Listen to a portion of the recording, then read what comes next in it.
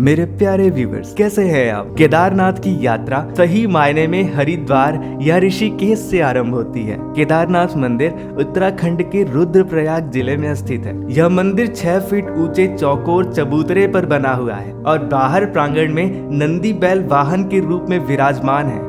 यहाँ पर स्वयंभू शिवलिंग बहुत पुराना है। केदारनाथ मंदिर का शिवलिंग 12 ज्योतिर्लिंगों में से एक है। केदारनाथ मंदिर 4 धाम और पंच केदार में से भी एक है। इस मंदिर के बारे में कहा जाता है कि इसका निर्माण पांडवों के पौत्र महाराजा जन्मेजय ने कराया था। श्री केदारनाथ मंदिर समुद्र तल से 3573 मीटर की ऊंचाई पर स्थित एक विशाल मंदिर है। केदारनाथ आने के लिए मई से अक्टूबर के बीच का समय अनुकूल होता है, क्योंकि इस समय मौसम काफी सही रहता है। केदारनाथ जी का मंदिर आम दर्शनार्थियों के लिए सुबह 6 बजे खुलता है। जो व्यक्ति पैदल नहीं चल सकते उनके लिए गौरीकुंड से घोड़ा, पालकी, पिट्ठू आदि के साधन मिलते हैं। मान्यता के अनुसार जो व्यक्ति केदारनाथ के दर्शन किए बिना बद्रीनाथ की यात्रा करते हैं, उनकी यात्रा निष्फल मानी जाती है। इस मंदिर की आयु के बारे में कोई ऐतिहासिक प्रमाण नहीं है, पर 1000 वर्षों से केदारनाथ एक महत्वपूर्ण तीर्थ स्थल रहा है। केदारनाथ की उत्पत्ति के विषय में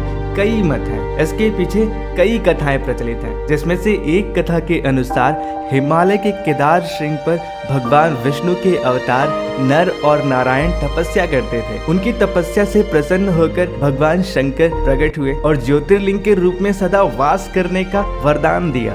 दूसरी कथा के अनुसार शिव जी पांडवों से रुष्ट थे, क्योंकि कुरुक्षेत्र युद्ध में पांडवों ने अपने ही सगे संबंधियों का नाश किया था। जब ये बात पांडवों को पता पड़ा तो पाप मुक्त होने के लिए शिव जी से मिलने को व्याकुल हो गए। भगवान शंकर के दर्शन के लिए पांडव काशी गए, पर वे उन्हें वहां नहीं मिले। पांडव उन्हें खोजते हुए हिमालय तक आ पहुंचे। भगवान शंकर पांडवों को दर्शन नहीं देना चाहते थे, इसलिए वे वहां से केदार में जा बसे। पांडव भी लगन के पक्के थे। भगवान शंकर का पीछा किया और केदार पहुंच गए। भगवान शंकर ने तब एक बैल का रूप धारण कर लिया और वे अन्य पशुओं में जाकर मिल गए। पांडवों को पता चल गया था। तब भीम ने अपना विशाल रूप धारण करके 2 पहाड़ों पर अपना पैर फैला दिया। अन्य सब गाय बैल तो निकल गए, पर बैल के रूप में शंकर भगवान पैर के नीचे से नहीं गए।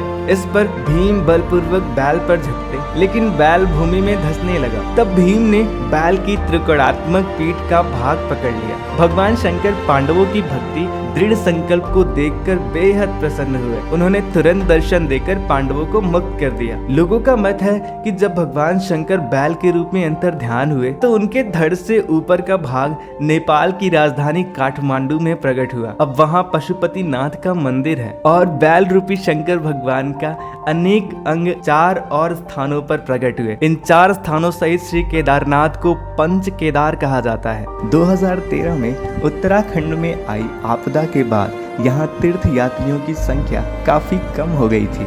मान्यता के अनुसार केदारनाथ मंदिर की रक्षा भैरवनाथ करते हैं, जो भगवान शिव का ही उग्र अवतार माने जाते हैं। यह भी माना जाता है केदारनाथ मंदिर के दर्शन से पूर्व बाबा भैरव के मंदिर में जरूर जाना चाहिए।